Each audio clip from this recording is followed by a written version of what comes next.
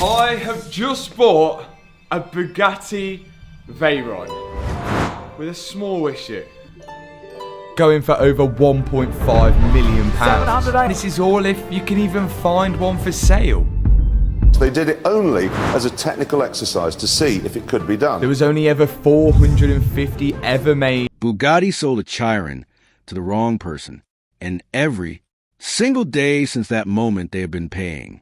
For that decision, Bugatti sold a Chiron to Fxalexg, took the money, shook hands, smiled for the cameras, and had absolutely no idea that single transaction was about to become the most expensive mistake in their modern history.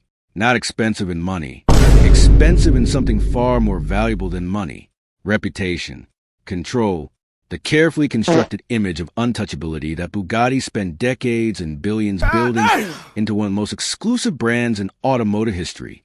And now every single move Mat Armstrong makes on that car is another reminder to everyone watching that Bugatti made a mistake they cannot undo. A mistake that started the moment they handed over the keys to Fxalexg. And a mistake that Mat Armstrong has been making them pay for every single day since. Think about the full chain of events here.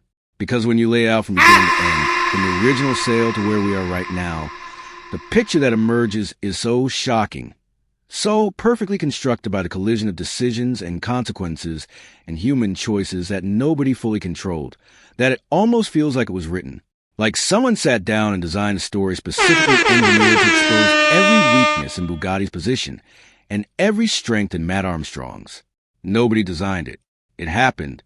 It happened because of a sale, a crash, a Copart listing, a phone bid, a locked in, a refused parts request, a CEO statement, and one man from Leicester who looked at all of it and decided that none of it was going to stop him. And the result is the most massive automotive drama of the modern YouTube era. And it all traces back to one moment, one handshake, one decision that Bugatti made without knowing what they were setting in motion. But to truly understand why Bugatti wishes they never sold Fxalexg, you need to understand who Fxalexg is and what is ownership of that Bugatti Chiron per sport represented in the context of the world these cars inhabit. Because Alex Gonzalez is not an anonymous private buyer. He is a content creator, an American influencer with an audience of his own, and a lifestyle built around the kind of extreme automotive experiences that generate views and engagement and cultural conversation. When Fxalexg bought a Bugatti Chiron per sport, he was not buying a car to keep in a climate-controlled garage and bring out twice a year for a Sunday drive. He was buying content. He was buying the kind of machine that generates the kind of footage that defines a certain kind of automotive channel. And Bugatti, when they approved that sale, when they went through their famously thorough customer vetting process and decided that Alex Gonzalez was an appropriate custodian for one of only 60 Chiron per sports ever produced, made a calculation that seemed reasonable at the time, and that turned out to be one of the most consequential miscalculations in their recent history. Because here is what Bugatti's vetting process was not designed to anticipate. It was not designed to anticipate what happens when a content creator who treats their car as a filming prop has an accident during a stunt.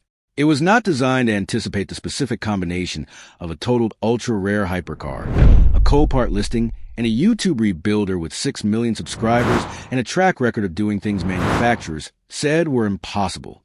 It was not designed for Mat Armstrong. No process Bugatti had in place was designed for Mat Armstrong.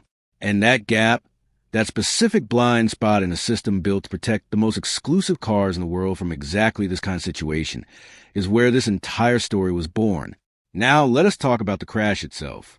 Because the moment Fxalexg's Bugatti Chiron per sport was destroyed is the moment the clock started. The moment every subsequent event became inevitable. The accident happened during a stunt. The details are documented and the footage exists, and the result was as unambiguous as it gets. A car worth multiple millions of dollars, one of only 60 ever made, was damaged so severely that the insurance company made their assessment and walked away. Total loss. Done. Finished. In the language of insurance and automotive valuation, this car had ceased to exist as a viable asset. It was now a salvage title and an auction listing and a number on a spreadsheet. And that is where Bugatti's nightmare truly began. Because the moment that car became a salvage title, the moment it entered the public auction ecosystem, Bugatti lost something they had never expected to lose on this particular car. They lost control of its story. And here's the thing about losing control of a story in the age of YouTube. It does not happen slowly.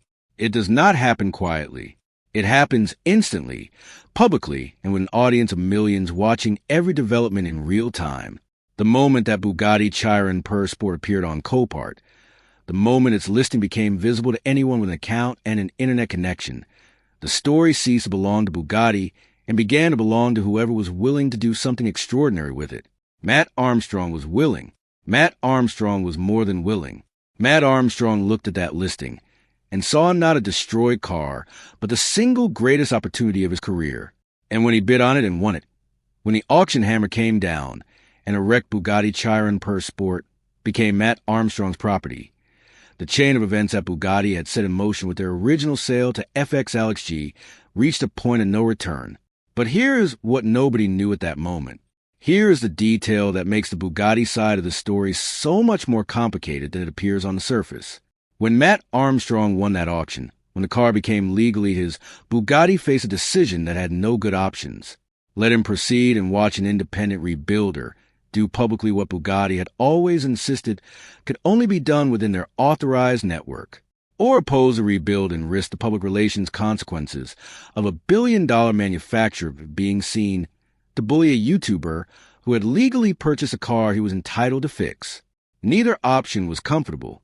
Neither option was safe. And the choice Bugatti made, the decision to lock the VIN and refuse parts and ultimately have their CEO make a public statement, was a choice that made a bad situation dramatically worse in ways that the people making it clearly did not fully anticipate. Because here is what happens when a billion-dollar company publicly opposes a YouTuber with 6 million engaged subscribers. The story does not stay in the automotive community. It spreads. It spreads to people who have never watched a car rebuild video in their lives. It spreads to people who care about consumer rights and corporate overreach and the question of what ownership actually means in a world where manufacturers increasingly try to control what you do with the things you buy. It spreads to legislators and journalists and industry analysts who suddenly have a perfect, human, emotionally engaging case study for the right to repair arguments they have been making in the abstract for years. And it spreads other manufacturers, watching carefully from the sidelines, making mental notes about how they want to handle similar situations when they arise with their own cars. Bugatti turned a private rebuild project into a global conversation, and every move Mat Armstrong made after that moment amplified that conversation further. Now let us talk about the specific moves, because the title of this video is not just a dramatic statement. It is a precise description of what has actually happened. Every single move Mat Armstrong has made on this Bugatti project has made Bugatti's position worse. Not because Mat Armstrong designed it that way. Not because he is running a campaign against Bugatti or trying to damage their brand or score points in a conflict he chose. But because the truth of what he's been doing, documented honestly and transparently on camera and shared with millions of people, is inherently damaging to the narrative Bugatti built their exclusivity on. The narrative that says these cars are too complex, too special, too extraordinary for anyone outside the authorized network to touch. Every time Mat Armstrong solves a problem that Bugatti said was unsolvable outside their network, that narrative takes a hit. Every time he sources a part that Bugatti said was unavailable, that narrative takes a hit. Every time a system comes back to life under his hands that Bugatti implied could only be restored by their engineers, that narrative takes another hit. And those hits are cumulative. They add up. They build a counter-narrative that is more compelling than the original because it is based on demonstrated reality rather than carefully managed messaging. The VIN lock was the first move that backfired because locking a VIN, cutting off a car's access to the official part supply chain, is a powerful tool when it works. When the person on the receiving end of the locked VIN has no alternative. When their only option is to go through official channels or give up entirely. But Mat Armstrong is not that person. Mat Armstrong has spent his entire career building alternatives, building networks, building the kind of relationships with suppliers and specialists and fellow enthusiasts that mean official channels are useful but never essential.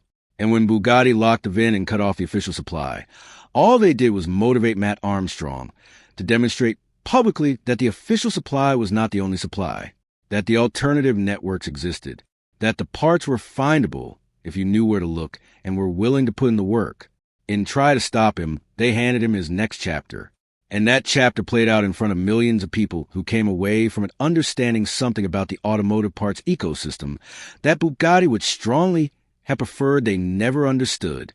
The CEO's statement was the second move that backfired, and in some ways it was the most shocking backfire of all. Because Mat Armstrong is not just any CEO. He is one of the most respected technical minds in the automotive industry. A man who built his own electric hypercar company from nothing and merged it with Bugatti to create one of the most technologically advanced automotive enterprises in the world.